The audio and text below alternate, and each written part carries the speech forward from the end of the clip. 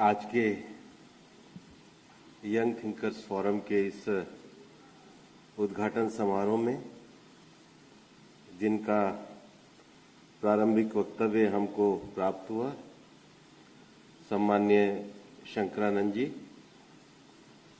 मंच पर उपस्थित प्रोफेसर सुनील कुमार जी, सूर्य प्रकाश जी, श्री अशोक पांडे जी, उपस्थित प्रबुद्धगण और मेरे यंग फ्रेंड्स।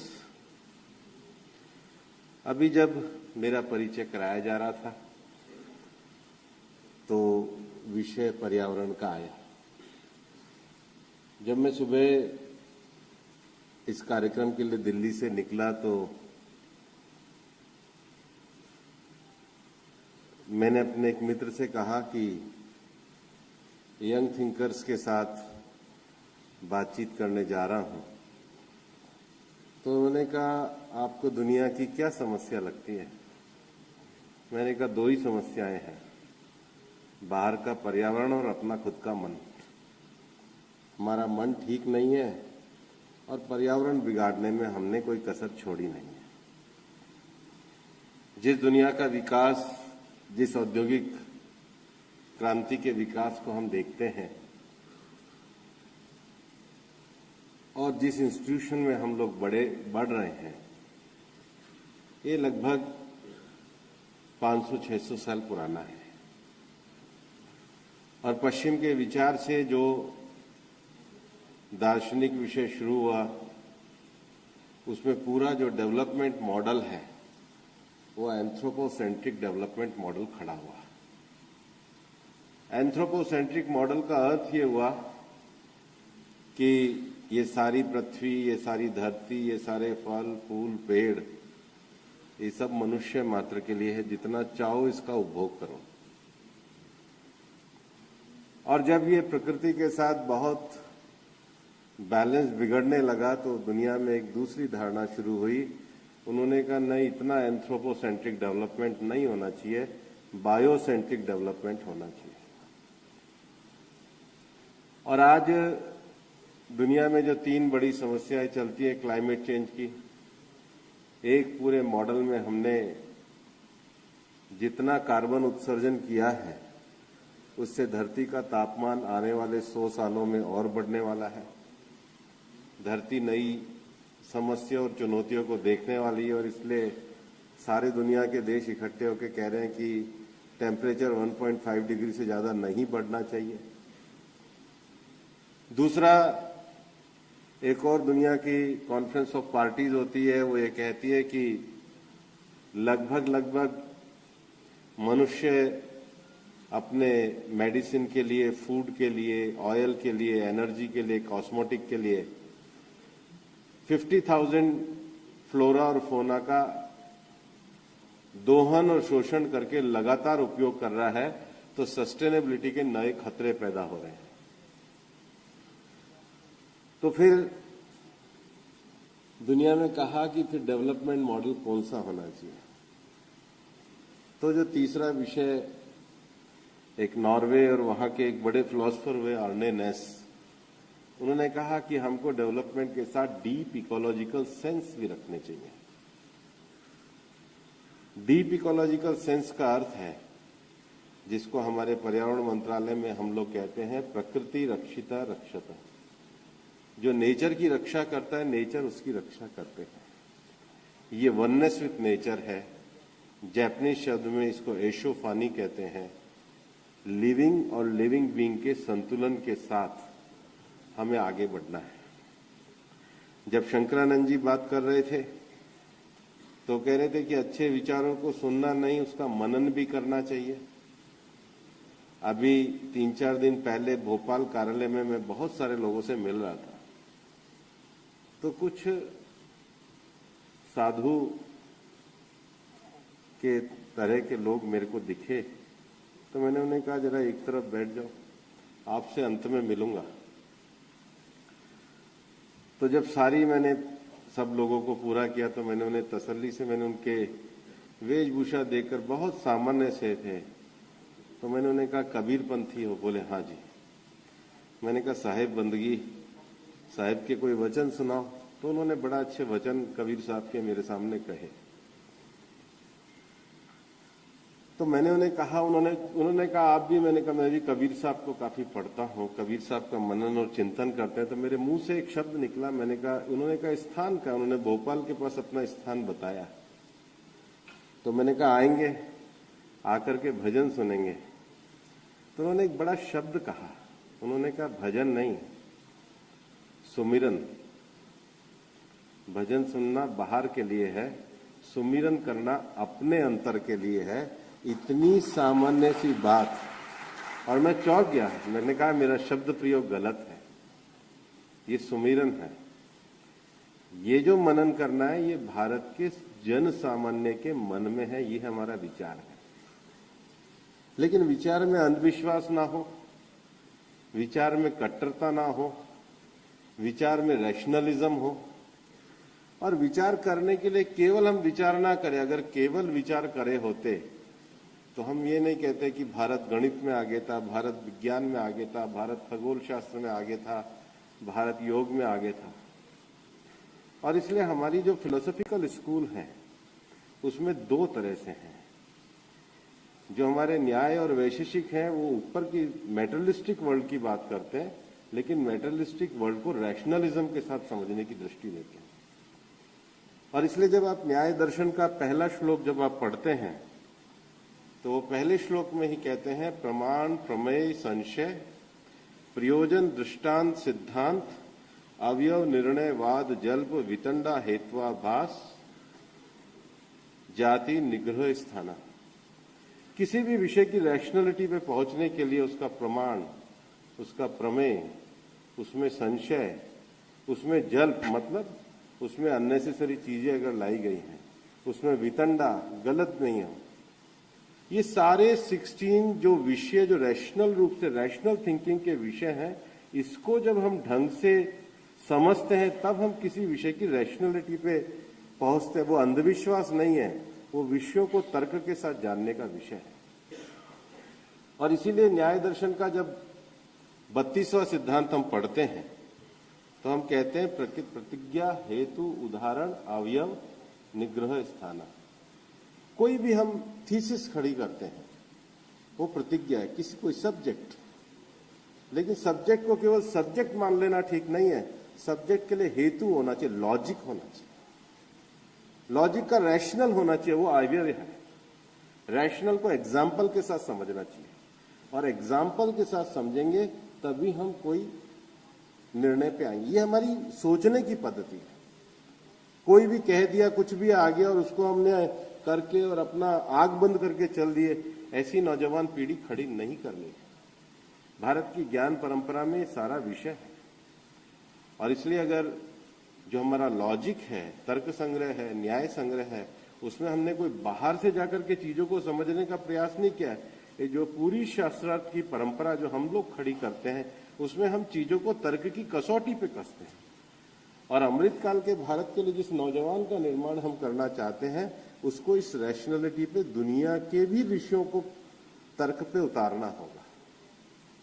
और इसलिए विज्ञान के नए विषयों को छोड़ना नहीं है, लेकिन अपना रैशनल फिलोसॉफिकल आइडिया अपने वैल्यू बेस पे होना चाहिए। हमारा वैल्यू बेस केवल अगर एंथ्रोपोसेंट्रिक डेवलपमेंट हुआ तो परिणाम वो आएंगे जो धरती 1.5 डिग्री के टेम्परेचर से जूझ रही है। हमारा रैशनलाइजेशन नेचर के नजदीक आया तो परिणाम वो आएगा जो प्रकृति रक्षित रक्षता के सिद्धांत पे जाएगा। ये दोनों का अंतर है।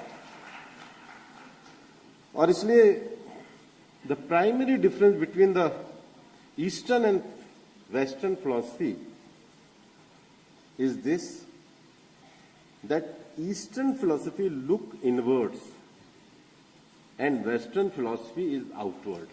यही समस्या है। और इसलिए जब हम व्यक्ति को अपने अंदर से सुधारने की बात करते हैं तो पहले हम सुधरते हैं, उसके बाद दुनिया के सुधारने का नंबर आता है। ये रैशनलाइजेशन है। और इसलिए भारत की जितनी भी फिलॉसफी का आधारभूत चीज है वो वैल्यू सिस्टम अपना पर्सनल है। विदाउट शुद्ध कैरेक्टर और पर्सनल फीलिंग के हम कभी बाहर की दुनिया को सुधार ही नहीं सकते हैं। और इसलिए वेस्ट के लिए जितना बाहर की रिलेशनशिप है वो कॉन्ट्रैक्ट है। और हमारी जो ईस्टर्न फिलॉसफी से जो रैशनलिज्म निकल के आता है, हमारे लिए रिलेशनशिप ड्यूटी है। Duty toward family, towards society, towards mother, towards father, towards wife, towards children. ये वन डेट की दुनिया नहीं है। अगर जिम्मेदारी ली है तो उसको निभाने का भाव है। इसलिए हमें डे मनाने की आवश्यकता नहीं, क्योंकि वो हमारी ड्यूटी है, पार्ट्स ऑफ आवर लाइफ। वो देखने की दृष्टि वैसी है। और इसलिए उनका जितना भी हिस्ट्री लिखा गया वो नरेशन ऑफ फैक्ट्स है। कई बार हम भी जाकर के उलझ जाते हैं। हमें पूछते हैं आप 5000 साल पहले, 10,000 साल पहले, हम अपने उदाहरणों में उलझ जाते हैं। उलझने की आवश्यकता नहीं है। हमारी हिस्ट्री जो वो आचरण है। हमारी हिस्ट्री में एक सामान्य मानवीय मूल्यों से जूझता हुआ व्यक्ति भी महापुरुष हो सकता है। हमने कभी किसी के एक गुण के आधार पर किसी को स्वीकारा या नकारा नहीं है। हमारा इतना उदात्त विषय रहा है। और इसलिए वेस्टर्न फिलॉसफी में जो सारी चीजें आउटवर्ड्स हैं, मुझे कोई बता रहा था कि दुनिया में जो फैशन की नगरी है वो फ्रांस है। तो फ्रांस में एक व्यक्ति ने कपड़े खरीदे और तेजी से भागने लगा। उन्होंने कहा क्यों इतना तेजी से भाग रहे हो? उसने कहा घर जा रहा हूं, पत्नी को गिफ्ट करने हैं। तो भाग क्यों रहे हो? बोले जाऊंगा तब तक फैशन बदल जाएगा। और हमारा इतना सोशल मीडिया का अट्रैक्शन हो गया है, तुरंत रिएक्शन करते हैं वरना ट्रेंड बदल जाएगा, ट्रेंड पे कोई नई ट्रेंडिंग आ जाएगी। मतलब क्या दुनिया बदल जाएगी? मुझे समझ में नहीं आ रहा। इतना आउटवर्ड है, जो कुछ है दिखा दो, जो कुछ है बता दो, जो कुछ है कर दो। लेकिन आप अंदर कहाँ हो? अंदर बिल्कुल खाली हो। इसलिए बीच में मैं पढ़ रहा था, जितने भी, मतलब मेरा किसी से कोई विरोध नहीं है भाई। आजकल तो कोई छोटी सी भी चीज एकदम बात का बतंगड़ बन जाती है।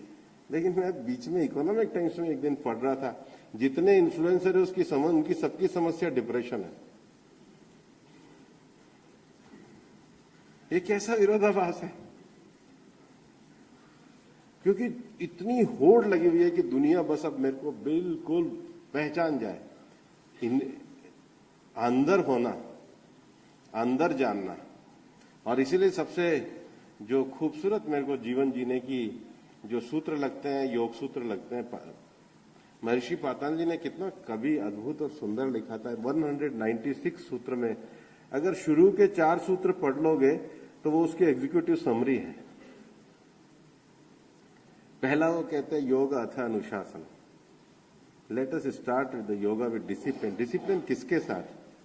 तो सोसाइटी के साथ डिसिप्लिन यम है, अपनी पर्सनल लाइफ के साथ डिसिप्लिन नियम है, शरीर के साथ डिसिप्लिन आसन है, श्वास के साथ ब्रीथिंग के साथ डिसिप्लिन प्राणायाम है, अपनी इंद्रियों के साथ डिसिप्लिन प्रत्याहार है। ये बाहर की यात्रा है। फिर बाकी 3 यात्रा आगे की है। पहले बाहर डिसिप्लिन लाओगे तब अंदर ध्यान, धारणा और समाधि आएगी। तो कोई भी आदमी मेरे जैसा क्वेश्चन कर लेगा, भाई ये डिसिप्लिन कर लेंगे तो मिल क्या जाएगा, क्या हो जाएगा? तो कहते हैं योगश चित्त वृत्ति निरोध। डिसिप्लिन कर लोगे तो जो मन आपका भटकता रहता है, मन भागता रहता है, ऐसे ही भागता रहता है जैसे सोशल मीडिया का ट्रेंडिंग होती रहती है, मन भी ट्रेंडिंग जैसा ही होता है। तो वो कहते हैं कि अगर चित्तवृत्ति निरोध हो जाएगा तो क्या हो जाएगा? तो कहते हैं तदा द्रष्टु स्वरूप स्थानम। अपने अंदर की जो अनुभूति है, जिसको शंकरानंद जी कह रहे थे कि हर चीज को अनुभव करना, वो स्वरूप अवस्था का ज्ञान उजागर नहीं करेंगे तो भी बहुत सुंदर सा होता है। वृत्ति सारूप्य इतरत। फिर अपनी जिंदगी में वृत्ति के चारों तरफ घूमते रहना। सिंपल है। अंदर जाके पहचानोगे, रैशनल थिंकिंग लाओगे तो जीवन में कुछ करोगे। और इसलिए आप देखोगे, मैं कई बार घूमता हूं, ये जो राग निकल के आते हैं, ये जो वास्तु निकल के आता है, ये जो नृत्य निकल के आता है, ये जो नटराज के स्वरूप में एकाकार होकर के निकल के आता है, ये जो खेल निकल के आता है, ये जो कौशल निकल के आता है, ये उसी व्यक्ति का निकल के आता है जिसके पास एकाग्रता होती है। जो 24 घंटे पेड़ लगा करके रोज देख के आता है पेड़ लगा या नहीं लगा, उसका पेड़ कभी बरगद नहीं बनता है। वो पेड़ उसका वहीं का वहीं समाप्त हो जाता है। अपने अंदर जाने के लिए अपना सेल्फ डिसिप्लिन जरूरी है। थिंकर रैशनल होने के साथ साथ एकाग्र होना भी जरूरी है। अगर हम रैशनलिटी और एकाग्र होने की भारतीय दर्शन की मूलभूत आवश्यकता मॉरलिटी है। विदाउट मॉरलिटी आप रैशनल भी नहीं हो सकते हो और एकाग्र भी नहीं हो सकते हो। और मॉरलिटी का अर्थ ही साधनापूर्ण जीवन है। जीवन में एक बार जो फिसल पट्टी से पीछे उतरता है तो फिसल पट्टी में फिर कोई जगह नहीं होती, नीचे ही जाना होता है।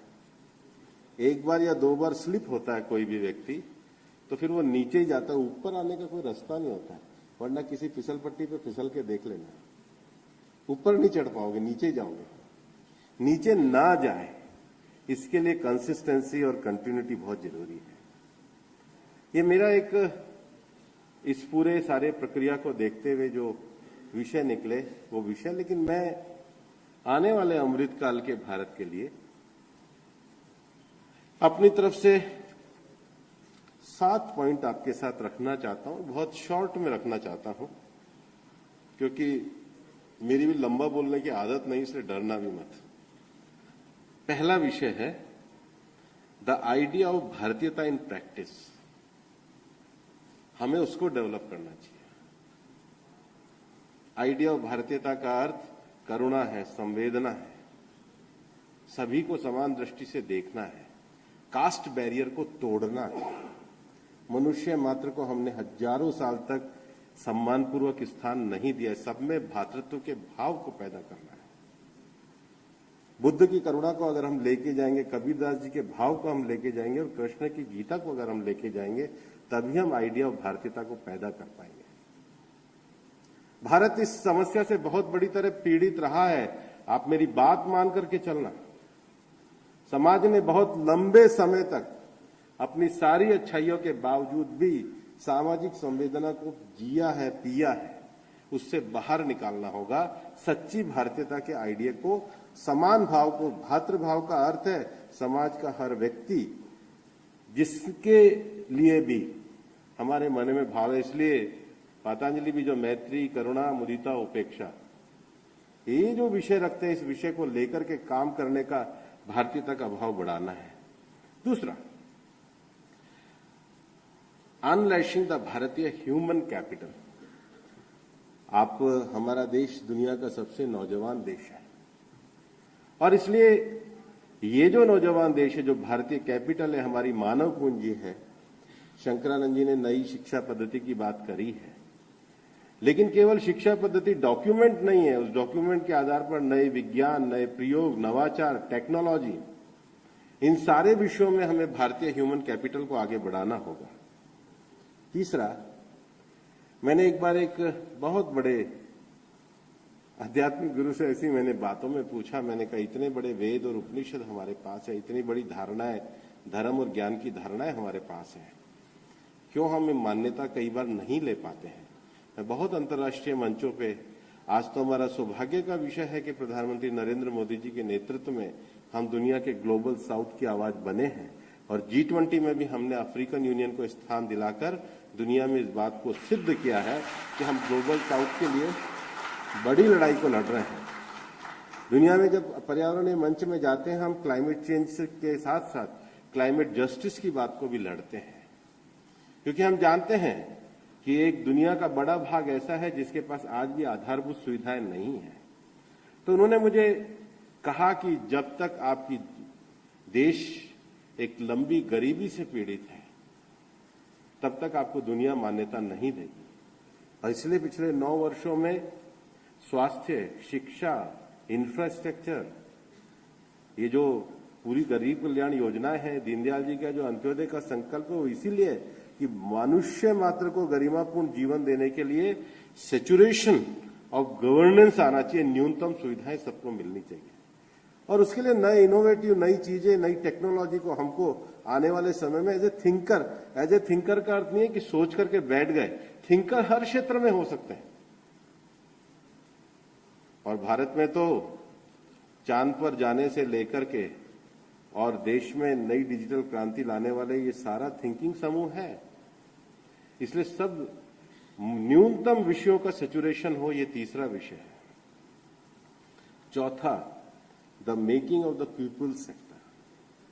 सारी चीजें सरकार के साथ ना होकर हमें ऐसा मॉडल को डेवलप करना है जहां मिनिमम गवर्नमेंट और मैक्सिमम गवर्नेंस हो, क्योंकि जितनी भी चीजें मनुष्य जीवन को बढ़ाने के लिए होती है वो सब सरकार नहीं है, हमारा भावनापूर्ण जीवन है। पांचवी चीज, द भारतीय वे ऑफ सस्टेनेबल डेवलपमेंट। हम लोगों के लिए कभी आप निश्चित रूप से इस प्रकार के सत्रों में थर्ड वे पे एक बार वापस से चर्चा करिएगा, क्योंकि थर्ड वे में दत्तोपंत जी ने पूरा रैशनलाइजेशन लिखा है। उन्होंने किस किस वर्ग में काम करना है ये लिखा है। उन्होंने पर्यावरण से लेकर के संसदीय व्यवस्थाओं पे बहुत विषयों पे, भारतीय संविधान से लेकर बहुत विषयों पे लिखा है। और इसलिए सब चीजों को हम बदल डालेंगे ऐसा नहीं है। अब दुनिया जिस दृष्टि से आगे बढ़ी, अगर हम रैशनल इंडियनाइजेशन की थिंकिंग को आगे रखना चाहते हैं तो उसके साथ साथ भारतीय वे ऑफ सस्टेनेबल डेवलपमेंट को हमको खड़ा करना होगा। अब ये नहीं कह सकते कि सब वापस से चले जाओ जंगल में, नहीं है, लेकिन जो स्थिति है उसके संतुलन में, जिसको प्रकृति रक्षिता रक्षत कहते हैं, जिसको डीप इकोलॉजिकल सेंस कहते हैं, उस डीप इकोलॉजिकल सेंस से अब दुनिया आगे कैसे बढ़ेगी उसको हमको अब आगे बढ़ाना चाहिए। उसके बाद छठा पॉइंट है harnessing the power of the collective. हमारी सामूहिक ताकत को, जो शंकरानंद जी सज्जन शक्ति की बात कर रहे थे, उसको आगे बढ़ाना, उसको संगठित बढ़ाना। उसके द्वारा किसी के अंदर भय का माहौल नहीं खड़ा करना है, लेकिन मनुष्यता का, सृजनात्मकता का, नृत्य, संगीत, कला और विज्ञान से लेकर गणित जैसे विषयों को आगे बढ़ाने का एक सामूहिक रूप से समाज में एक नए जागरण को खड़ा करना, इसके लिए आपकी लगातार कॉन्फ्रेंस हो रही है, इसको आगे बढ़ाना है। और लास्ट है अटैक ऑन करप्शन। हमें वास्तव में भारत को बड़ा बनाना है तो हमको एक ऐसा समाज निर्माण करना होगा जिस समाज में मॉरलिटी को हम आगे बढ़ा सकें। और इसलिए प्रधानमंत्री जी का भी जो कहना है कि आने वाले 25 सालों में हमारी जो लड़ाई है वो लड़ाई करप्शन क्विट इंडिया है, डायनेस्टी क्विट इंडिया है और अपीजमेंट क्विट इंडिया है। और इन सब विषयों को जब हम लेकर जाएंगे तो जो विषय शंकरानंद जी कह रहे थे और ईशोपनिषद में आता है, ईशावास्यम इदम यत्किंच जगत्याम जगत तेन तक्तेन भुजिक्ता माँ गृध कस्य स्विधा धनी। गांधी जी ने जिस ट्रस्टीशिप की बात करी है, दीनदयाल जी ने जिस अंत्योदय की बात करी है और जिसके आधार पे हम एक अच्छे भारत का निर्माण करना चाहते हैं, अच्छा भारत केवल साधनों से संपन्न ना हो, कैरेक्टर से भी संपन्न हो, यही हमारा मिशन है। धन्यवाद।